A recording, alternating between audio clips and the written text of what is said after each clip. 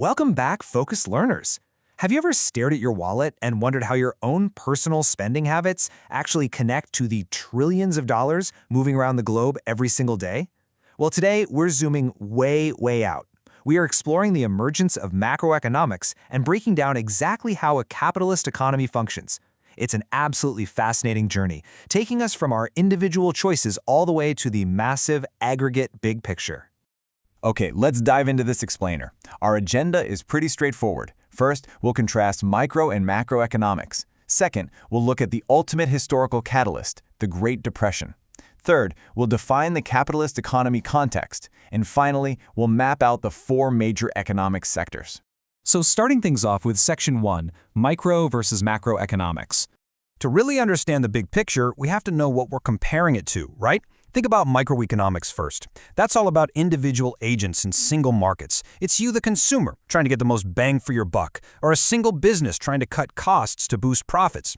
But macroeconomics, that shifts the lens entirely. We're talking economy-wide effects here. Things like aggregate output, the general price level, inflation, unemployment, and public policy. While micro asks about a single company's success or your personal budget, macro asks the giant aggregate question, is the entire country actually getting better or worse? Moving right along to Section 2, the Great Depression Catalyst. You know, before 1929, the prevailing classical belief among economists was basically that markets would just naturally balance themselves out. They assumed that if people were willing to work, they'd automatically find jobs, and factories would naturally just run at full capacity. They firmly believed in a perfectly self-correcting system. But as we're about to see, reality was about to prove that individual, rational choices can actually lead to a complete collective disaster. The sheer scale of the crisis completely shattered that old assumption. In 1929, U.S. unemployment was sitting at a relatively normal 3%. But by 1933, it skyrocketed to an astonishing 25%. We're talking idle factories and a massive, unprecedented collapse in demand. People were losing jobs at a rate the market just wasn't fixing on its own. And if that doesn't sound bad enough, consider this massive figure, 33%. That is how much the total aggregate output in the USA plummeted between 1929 and 1933. The total production of all goods and services literally lost a third of its volume in just a few years. It proved definitively that individual markets acting on microeconomic principles alone simply couldn't save themselves from a systemic crash. So let's look at how this played out. 1929 hits, and the Great Depression begins globally, absolutely crushing economic demand. By 1933, you have that devastating 25% unemployment peak in the U.S. Because the old economic models completely failed to explain this prolonged nightmare, a brilliant economist named John Maynard Keynes stepped up. In 1936, he published the general theory of employment, interest, and money.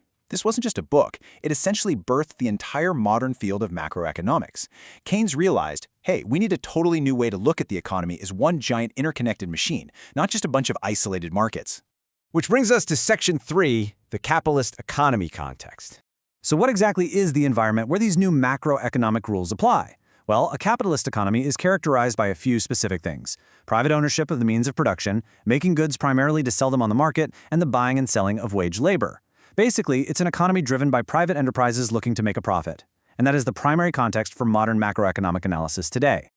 To actually produce anything in this kind of system, firms need basic ingredients. We call these the 4 factors of production. Number 1 is land, which means all natural resources. Number 2 is labor, which is the human work bought at a wage. Number 3 is capital. Now, in economics, capital isn't just cash. It's the physical machinery, the tools, the actual factories used to make things. And finally, number 4 is entrepreneurship, that human drive to organize production and actually take on the business risk. Any firm in a capitalist economy has to combine these 4 elements to create literally every good and service you and I use on a daily basis. Now, when those firms sell their stuff, they pull in revenue. Once they pay their rent, their workers' wages, and any interest, whatever's left over is their profit. And what do they do with that profit? They engage in something called investment expenditure. This means spending money on new machinery or building new factories to raise their productive capacity. It's a super vital engine for the macroeconomy because it links the income they make today with the aggregate output they can produce tomorrow, which grows the entire economy over time. Let's wrap things up with Section 4, the 4 major economic sectors. Before we lay this all out, I want you to really think about this. Who are the actual major players in this economy? If the economy isn't just some abstract cloud floating above us, what are its actual structural pillars? Let's do a rapid-fire breakdown of the 4 main sectors that interact to make the whole system run. We'll start with the household sector. This is where you and I sit.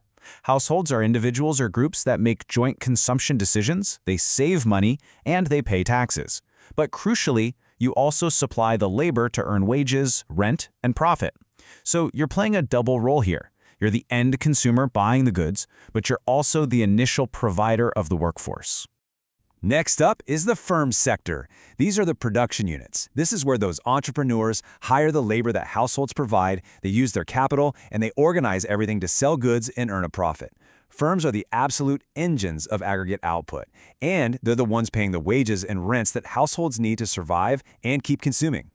Now, a really fascinating piece of this puzzle is the government sector. This includes the state itself and statutory bodies, like the Reserve Bank of India, for instance. The government frames the laws, imposes taxes, and spends money on public administration, defense, health, and education. Basically, it steps in to pursue wider social goals and provide stability, tackling giant issues like unemployment that private, profit-seeking markets might just completely ignore. Finally, we have the external sector. Obviously, a country doesn't just exist in a vacuum. This sector connects our domestic economy with the rest of the world through exports, imports, and capital flows. It completes the whole picture, showing exactly how our local households, firms, and government interact with a massive global market. It's really important to mention that while this 4-sector capitalist model is our baseline, we have to ground these abstract ideas in real-world developing contexts. Take India, for example. There, the state plays a massive, highly central role right alongside those capitalist firms.